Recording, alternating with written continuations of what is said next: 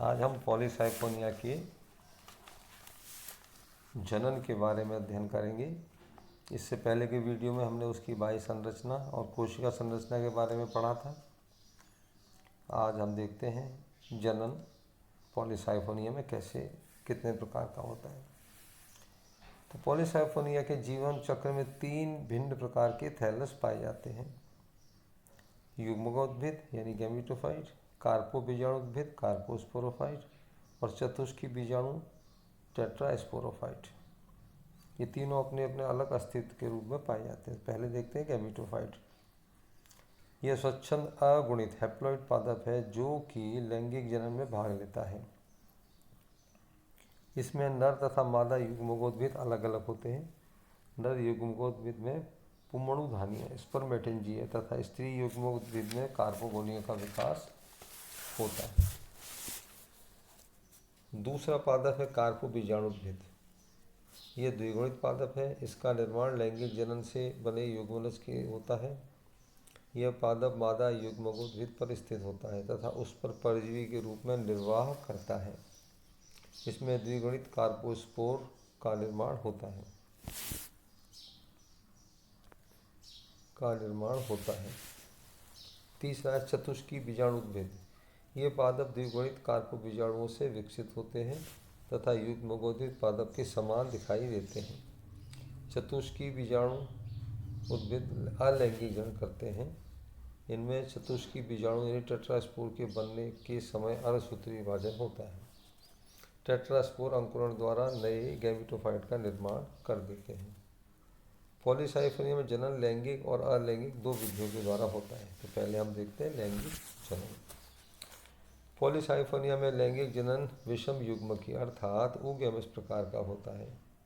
पादप विषम जालिक यानी हेट्रोथेलिक एवं एक लिंगाश्रयी डायोसियस होते हैं अर्थात नर तथा मादा जनन अंग अलग अलग गैमेटोफाइट प्लांट्स पर उत्पन्न होते हैं।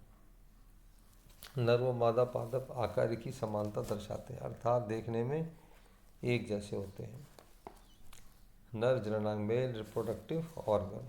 नर जननांग को पुंधानी एवं स्पर्मेटेंजिया कहते हैं। ये नर युग्मकोद्भिद के शीर्ष के निकट स्थित फलद लघु शाखाओं यानी फर्टाइल ट्राइकोब्लास्ट पर सघन समूह में विकसित होते हैं। कुछ जातियां जैसे पॉलीसाइफोनिया लेनोसा में ट्राइकोब्लास्ट की दोनों शाखाएं पुंधानी युक्त होती हैं, जबकि अधिकांश जातियों में केवल एक शाखा पर पुंधानी समूह होता है। दूसरी शाखा सामान्य रोम कारक के समान होती है और बंध्य होती है। बंध्य शाखाएं पुनः विभाजित होकर बंध्य ब्रांच का निर्माण करती हैं। पुंधानी युक्त शाखा अशाखित होती है तथा सफ़ेद हल्के पीले वर्ण की होती है। प्रत्येक स्पर्मेटेंजिया में केंद्र की अक्ष होता है जिस पर परिधि कोशिका के रूप में स्पर्मेटेंजिया मात्र कोशिकाएं पाई जाती हैं। ये मात्र कोशिका की सतह पर 2 से 4 स्पर्मेटेंजिया अथवा पुंधानी स्थित होती है। पुंधानी एक गोलाकार एक कोशिकीय एक केंद्र की संरचना होती है। इसकी भित्ति 3 परतों से बनी होती है। पुंधानी का एक केंद्रक जीवद्रव्य कायांतरित होकर पुंमणु का निर्माण करता है। परिपक्व होने पर पुंधानी के शीर्ष पर फटने से पुंमणु यानी एंथ्रोजॉइड्स मुक्त हो जाते हैं। ये पतली भित्ति युक्त नॉन मोटाइल यानी अचल होते हैं जो जल की तरंगों के साथ बहते बहते स्त्रीदानी के मुख तक पहुंच जाते हैं। स्पर्मेटेंजियम अतः अचल पुंमणुधानी के विकास के समय एक अक्षीय फलक ट्राइकोब्लास्ट की 1 या 2 आधारी कोशिकाओं को छोड़कर सभी कोशिकाएं विभाजित होकर मध्य साइफन तथा पेरिसेंट्रल साइफन को जन्म देती है। पेरिसेंट्रल साइफन की प्रत्येक कोशिका 1 या अधिक बार विभाजित होकर पुंधानी मात्र कोशिका अथवा स्पर्मेटेंजियल मात्र कोशिका बनाती है। ऐसी प्रत्येक कोशिका विभाजन के पश्चात 2 से 4 तक पुंधानियों का निर्माण होता है। प्रत्येक पुंमणुधानी के कोशिका द्रव्य के कायांतरण से एक अचल पुंमणु या निर्माण होता है। मादा जननांग। पॉलीसाइफोनिया में स्त्री जननांग कार्पोगोनिया कहलाता है।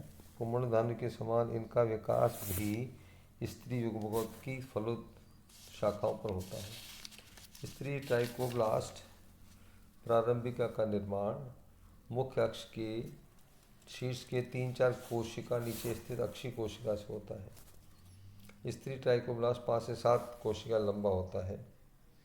इस ट्राइकोब्लास्ट की आधारी 3 कोशिकाएं उदग्र रूप से विभाजित होकर पेरिसेंट्रल कोशिकाओं के 3 सोपान टायर बनाती हैं। ऊपरी सोपान की अभ्यक्ष कोशिका कार्पोगोनियल फिलामेंट का कार्य करती है। इसको सपोर्टिंग सेल कहा जाता है।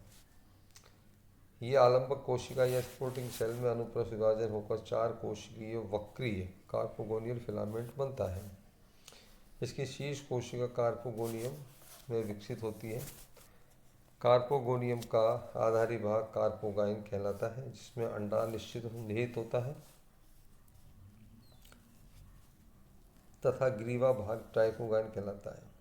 ट्राइकोगाइन प्रायः केंद्रक रहित होता है। इस परिवर्तन के साथ साथ आलंबक कोशिका आधार व पार्श्व में एक एक बंद कोशिका उत्पन्न करती है।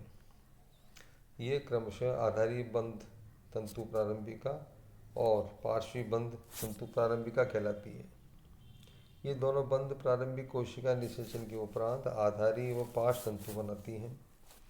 इस अवस्था पर कार्पोगोनियम निषेचन के लिए तैयार हो जाती है। दोनों अंगों के निर्माण के बाद मुख्य क्रिया निषेचन संपन्न होता है।